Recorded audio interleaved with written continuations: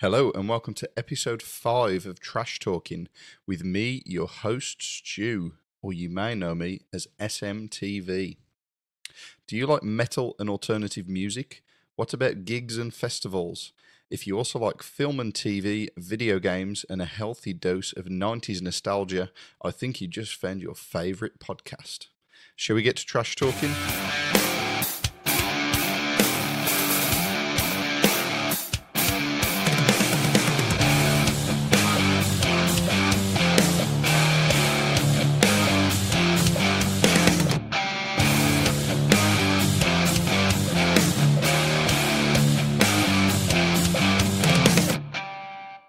Yes, welcome to Trash Talking. So today we are going to be taking time to look at all the bands that I got to see on the Friday of Download Festival this year.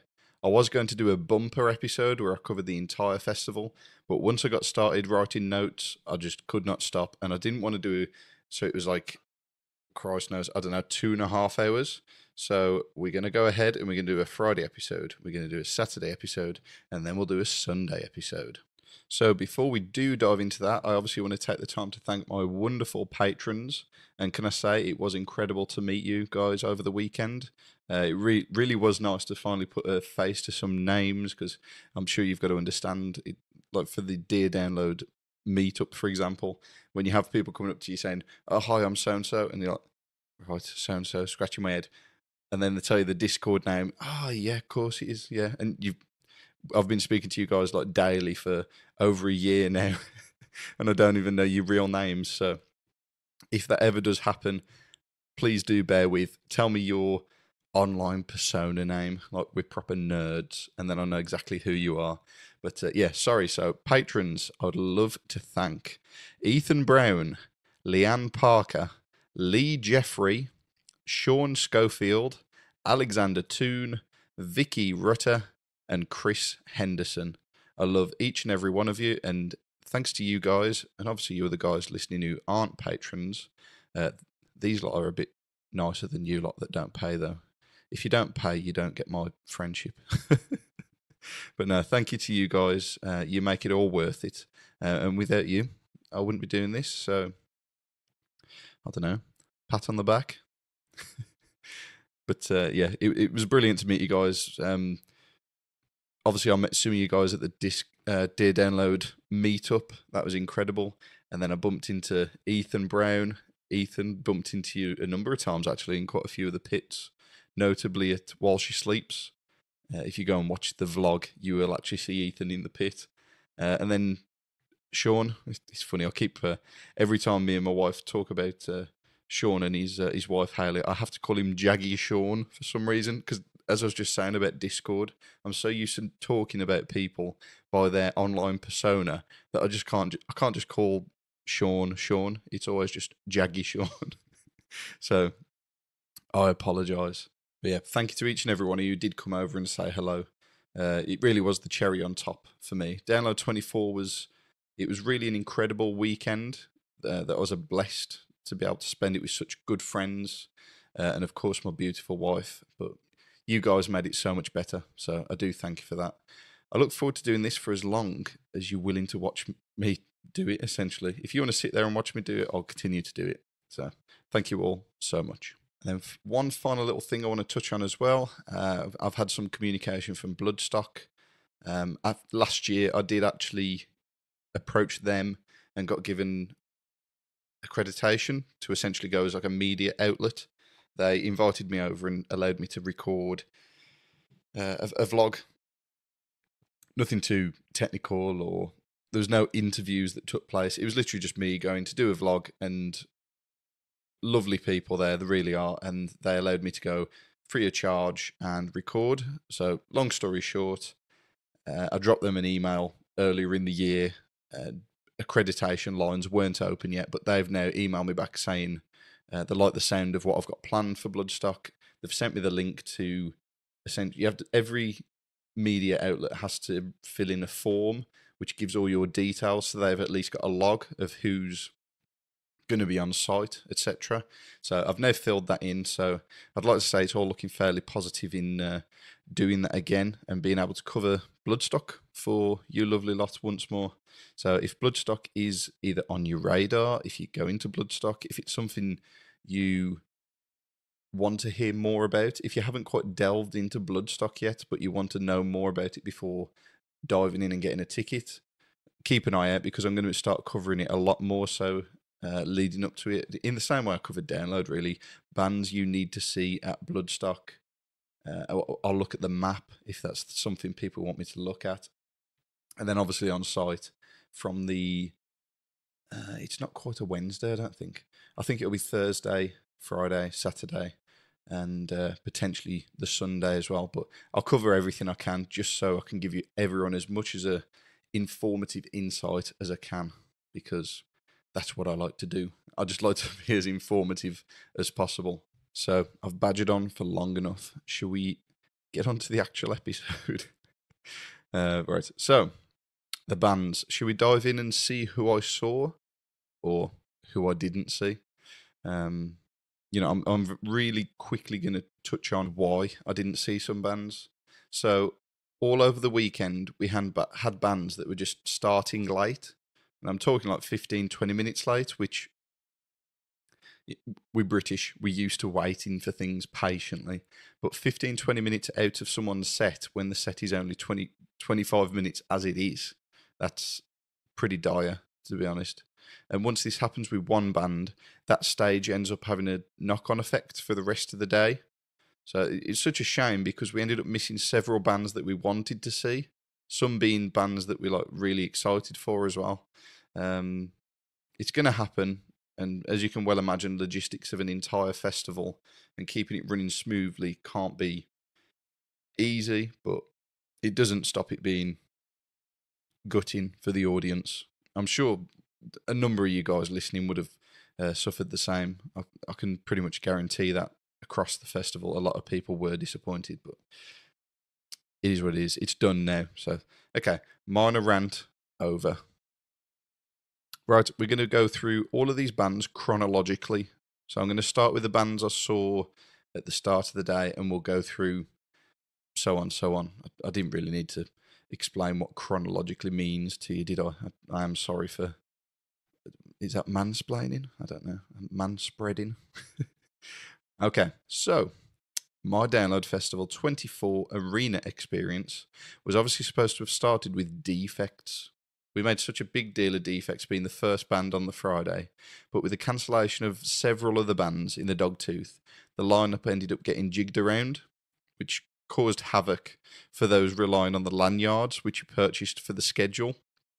So I can only really feel for any of you guys that are listening if you did buy a lanyard specifically for the times, because I mean this isn't the first year that this has happened. This has happened a number of years where you'll pay, correct me if I'm wrong, but £10 for a lanyard to get your times to just find out that they're wrong anyway. It'd be wonderful if you could contact them and say, I want a refund because the times are incorrect. You know what? If you bought one, give it a go. It's 10 quid. Anyway, Defects got moved into the afternoon, and they did gain a longer set, so winner for them. So we'll get onto those later, because obviously they came later in the day. So we will start with Hanabi. They were great, honestly. Hanabi were really entertaining, and each member of the band was so talented. It's one of those bands where you're not just focused on the lead singer or the lead guitarist, because each member was individually so talented.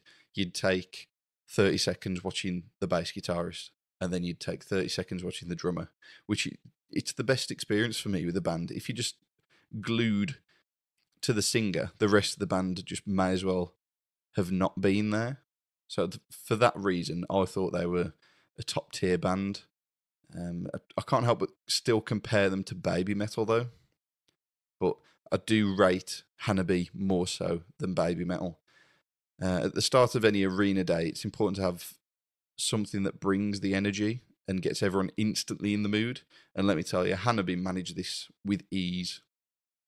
They were on the second stage, and fair enough, it's essentially the first stage you get to. versus the Dogtooth when you're coming into the arena. So that's probably a reason why many people veered over there. But I'm sure many people went there not knowing what they were going to see, but came away Hanabi fans, and you know what, count me as one of them. It's a band that I'd welcome back to Download any year, and by the looks of it, I wouldn't be surprised if they come back even next year, because they were very well received.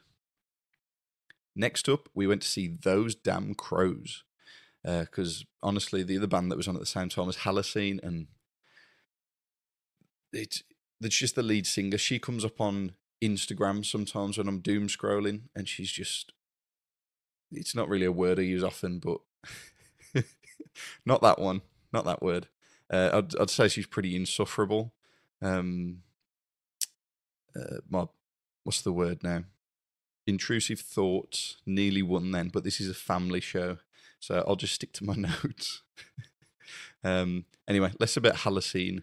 Those Damn Crows. So, despite the end of times rain and thunderstorm that we had, pretty much it was dry, and then as soon as they came on, they actually brought rain with them. I mean, the Welsh, maybe they brought some crazy Welsh mountain weather with them, but it was ridiculous. If you watch my vlog, you can see how bad it was. I mean, just before they came on, it was actually, you could see thunder in the distance over the top of the castle, over the hills. So it was, I mean, to be honest, I think that's the first time I've ever seen actual lightning at Download Festival. So that was interesting. But anyway, rain came and it was ridiculous rain, but they were so entertaining and so enjoyable that I really did not care that I was stood there with it just absolutely wetting down.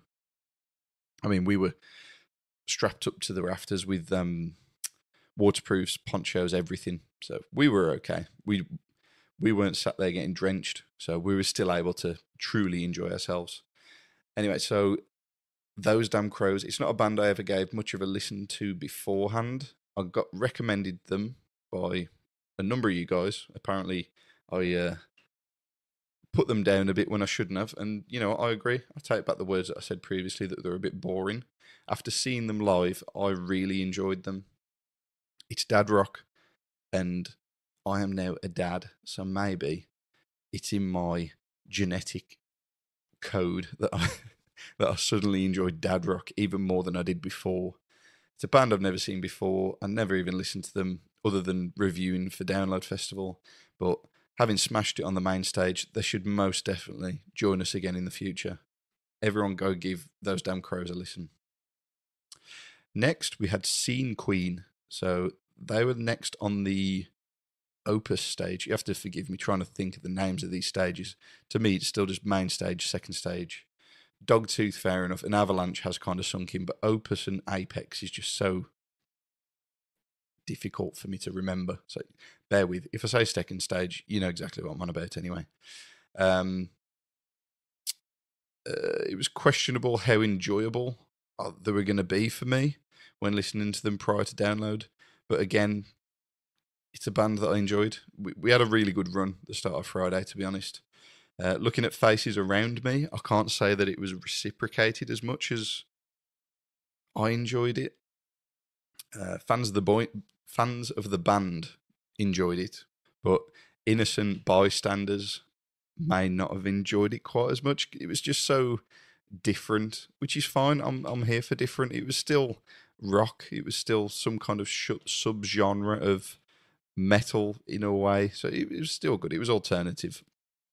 High energy. It was funny at points. I mean, funny point that I remember was the twerkle pit. It's not something I hung around to check out, but one can only assume the pit opens up and everyone shakes the bum. But it was a perfect performance to keep the posi vibes in high supply, so that was good. Before we move on, can I just say, where was this weather when we were sat in a field? And it was absolutely slashing it. Look, it's like 27 degrees. I'm sat here, it's 7:45 at night, just sweating. Just now is not the time to have a pair of headphones on. Sat inside last week. We probably would have prayed for this weather last week. And now I'm praying for the weather of last week. Can we not just switch the two around?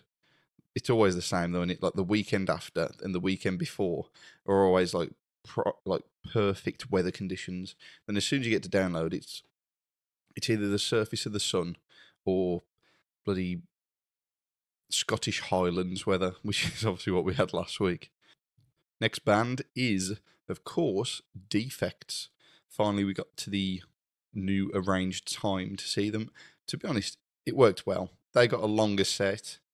And nobody was rushing in the morning to go and see them, so it worked perfectly. Uh, Playing on the Dogtooth, I'd say was the perfect stage for them, I think. They're fairly new, but they're building up an audience at quite a rapid rate.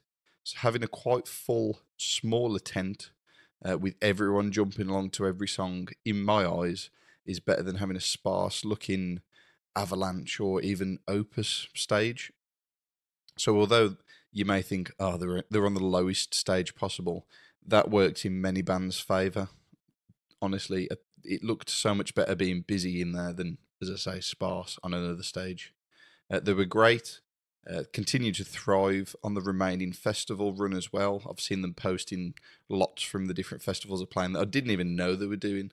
I'm pretty sure they put a post up on of Grass Pop the other day with like a big Defects backdrop, and it looked incredible. So I think they're a band that we're going to see time and time again. Honestly, they're going to be back at Download.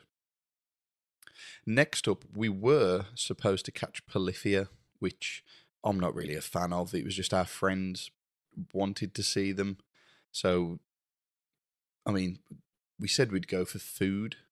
So we left our friends, and on the way to food, we realised, it's not even that late. It's not even food time. So we thought, who else is on? So we thought we'd go and catch Escape the Fate. But, you know, myself and obviously Download misjudged how popular they are. So we went there, they were in the Avalanche stage, and it was just bursting at the seams. Quite a recurring theme over the weekend. A lot of bands that maybe should have been on second stage or even main stage, whilst there were bands on second stage and main stage that maybe should have been in the tents, in my opinion. We could get as close as the toilets on the right side. If you remember those toilets, that's as close as we could get.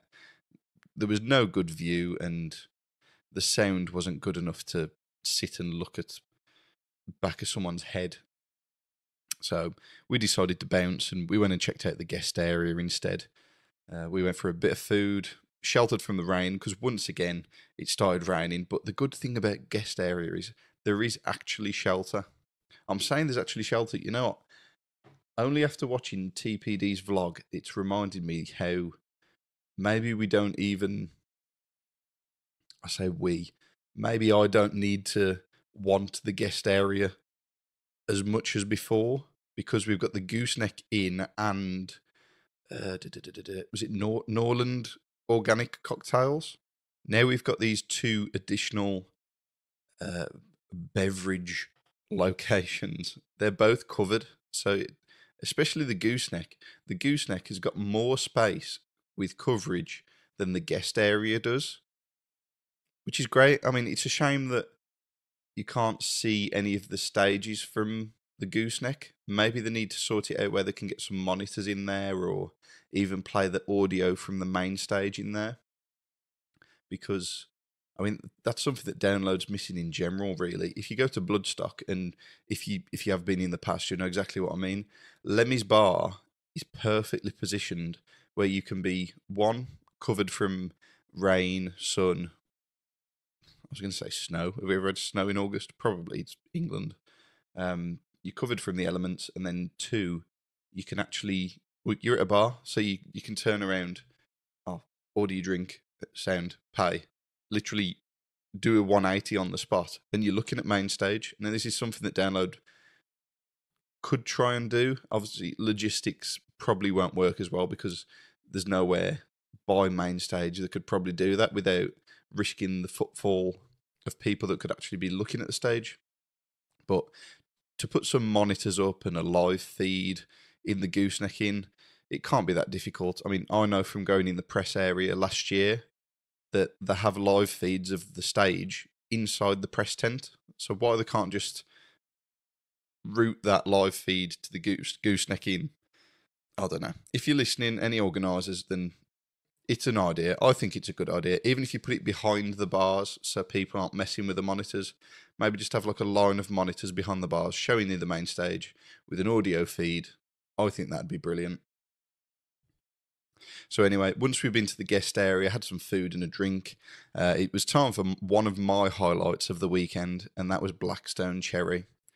I used to be a huge Blackstone Cherry fan, but I went off them for quite some time, with a lot of my other favourite hard rock bands, um, Alter Bridge, Nickelback, Tremonti, all that kind of stuff. I was properly well into it. I think that's my years when I was most active playing guitar, because that was the style that I liked to play.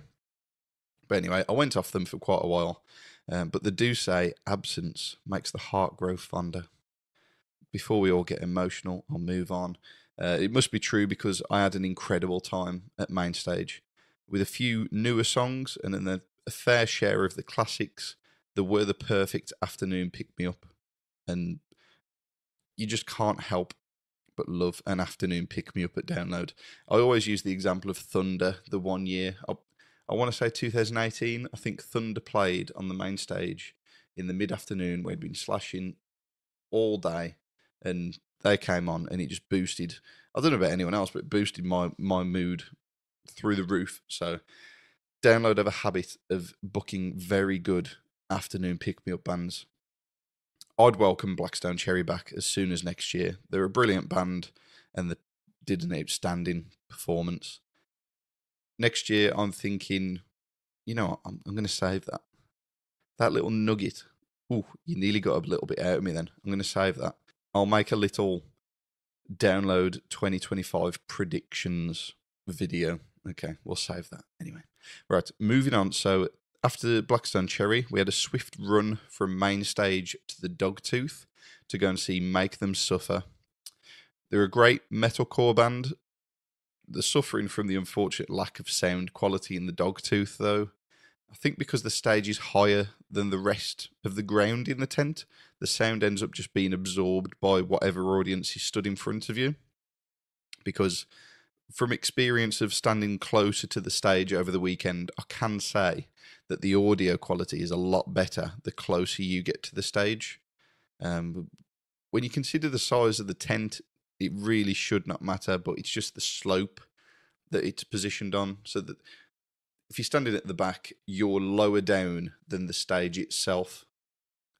And if you consider the slope, that means whoever stood in front of you, their head is going to be higher than yourself. Therefore, keep going forward and forward and forward. There's so much audience there that's just going to absorb all that sound. So maybe some speakers further on in the tent, further towards the back, some line arrays, but it's a small tent. They're not going to go through that effort, unfortunately. They don't even do that for the Avalanche, so they're not going to do it for the Dogtooth, but something to consider. If there's a band that you want to see at the Dogtooth, get as close to the front as you can.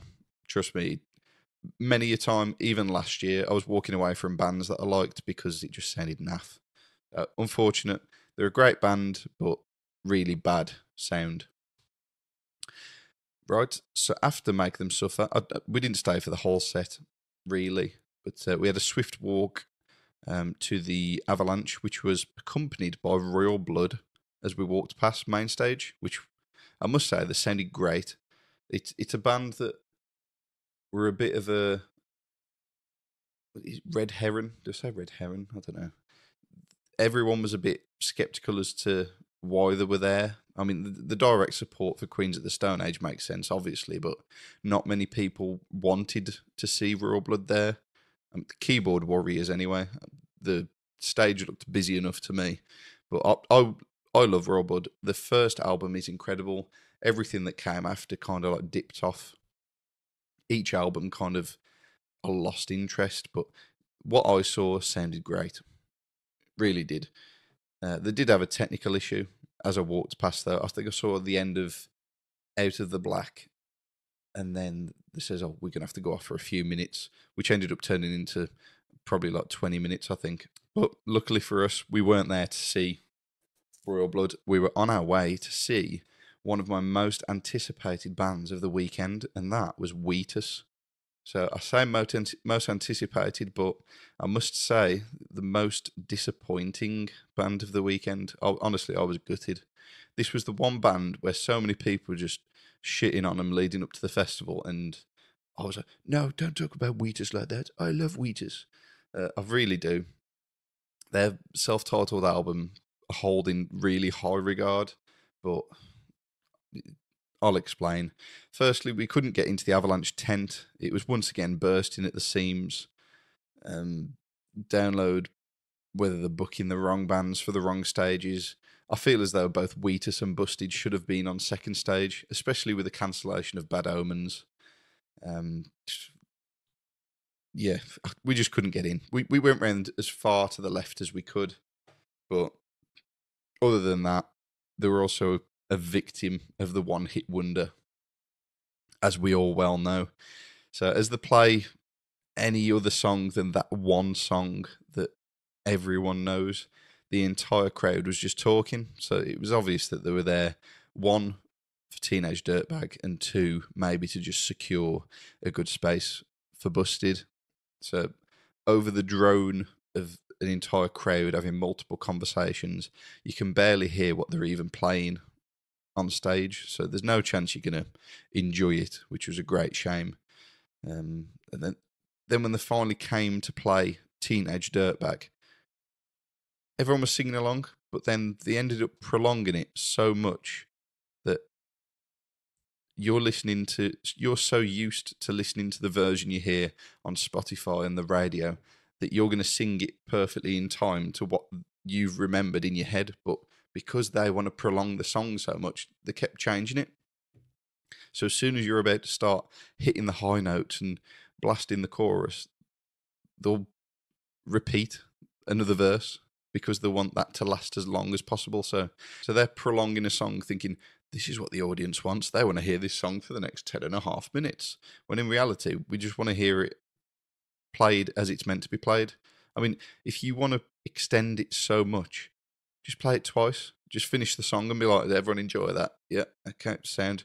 1, 2, 3, 4, and then play it again. I'm sure people would have enjoyed it more so than doing what they did, which, I mean, what they did, as soon as it came to what should have been, I think, the final chorus, when everyone was truly going to like belt it out, they kept bringing out different rappers, which we didn't know who they were. We couldn't hear who was being introduced because of obviously being outside the tent and people talking. But brought out some rappers just to rap over the chorus instead of just singing it. So what should have been a party and probably one of the highlights of the weekend ended up just being a wet fart after a chili eating contest, to be honest. I can't see Wheatus being invited back anytime soon, which, yeah, I'm not disappointed by. So instead of Wheatus, give us another W, give us Weezer. Can you imagine Weezer at Download Festival? That would be chef's kiss. Perfect. So, what was meant to be a thoroughly enjoyed band just ended up being a placeholder and space finder for the next band in the Avalanche tent, which, I'm as guilty as the next one. It seemed as though everyone was doing it. It was time for Busted. So, unfortunately for most, I'm coming to learn this after watching multiple vlogs and seeing people whinge and moan on Facebook. Honestly, Facebook groups need to get in the bin. I might just unfollow all of them now that Download's done for the year. I think I'm just going to sack them off. So yeah, unfortunately, most couldn't see because it was so busy. But as we were obviously there early, we were able to get into the tent. Yes, in the tent, but still behind a pretty big support for the tent. So we couldn't see. I could see Charlie and Matt. I had to ask my wife what the other guy's name was. I couldn't see James and the drummer. It was as though they just did not exist. But it is what it is. It was so tightly packed, we couldn't even shuffle anywhere.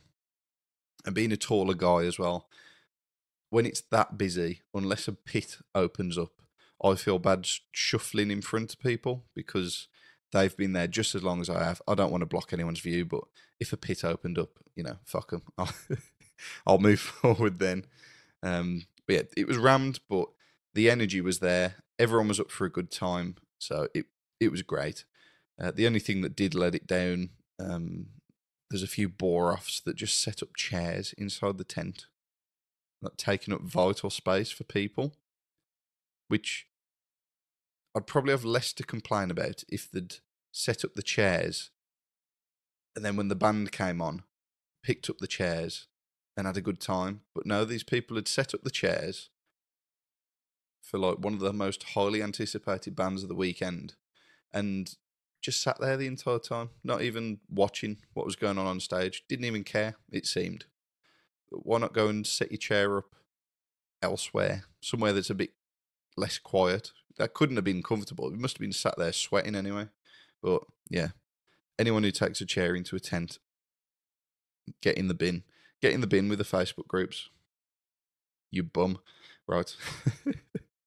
So that was a fairly, I say short, I've still given you 31 minutes of my time. Hopefully that's long enough to, I don't know, do what you're doing, whether you're having lunch at work, driving to work, or sat in the toilet pretending to be at work. That's fine. I'm here with you.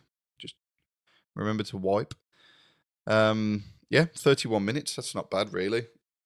You might think, well, hold on, there's still some more bands left. Well, we had a brief walk past second stage to watch Funeral for a Friend in passing. I'm not a fan, so we kept on walking. There was a big turnout though, but I can't help but think Funeral for a Friend should have been put on Avalanche and Busted put on second stage, but it's gone now. It's past. We can all move on. And then walking past main stage, Queens of the Stone Age were on. I'm not the biggest fan, so I stood there. I didn't really enjoy the song that was on, so we just walked off. Really, we thought it's better to get a good night's sleep on the Friday to enjoy the Saturday, because there's many a band that we wanted to see on the Saturday and have more energy than it was to prolong Friday when we were already fairly tired, to be honest. So yeah, we ended up just going to bed, which, there's nothing wrong with that. If you're in a position where you're going to be more comfortable getting a good night's sleep and enjoying your next day, then just do it. It don't matter. Like we went back to the tent, and honestly, I must have been fast asleep within 5 minutes of my head touching the pillow. So that was the highlight of my Friday evening, getting a good night's sleep. So that's it. I hope you enjoyed this little review of Friday. I had a wonderful time, and obviously, I certainly hope you'll join me for the Saturday and Sunday episodes. They will be coming in the following week. What other bits have I got? I have done a little schedule. So if you aren't already following me on Instagram and all the socials and everything, if you check the bio below, I've got a link tree which gives you the links for Instagram, TikTok, YouTube. If you haven't gone and watched my vlog from this year on YouTube, definitely go and check it out. If you're not subscribed already, you definitely should be. We got quite a few bits coming up. So obviously, as I say, we've got the Saturday, Sunday bands review coming up, which will probably be podcast only. We've got the Download 2024 review, which is of the festival itself. I am going to make that a video, so there'll be pictures, footage, all that good stuff in there. And then we've got a Download 2025 early lineup predictions video that I'm going to do. This is just going up the vibes that I was picking up this year and what I think Download need to do to, one, entice new audiences, but at the same time bring back audiences that they've potentially lost over the past 2 years. I'll cover it all and you'll understand exactly what I'm saying when you do watch that. We've got Bloodstock 2025 coming up, and then we've also got a video of Download Festival RIP versus General. So as some of you may know, I did RIP last year in Sleepy Hollow. Had a brilliant experience there, thinking that I'd come into General and just really not enjoy it. But you know what? Download 2024 was one of my favourite years I've ever done at Download. So I'm going to delve into it, deep dive into RIP, check out General, and I'm just going to compare and contrast different aspects of the festival. So if you're kind of on the edge as to whether, oh, do I spend a bit more and get RIP, or do I just keep slugging it in general? Check that out. That might make your decision a bit easier. So thank you all so much for taking the time to listen. I love you all, and I will see you in the next episode. Bye bye.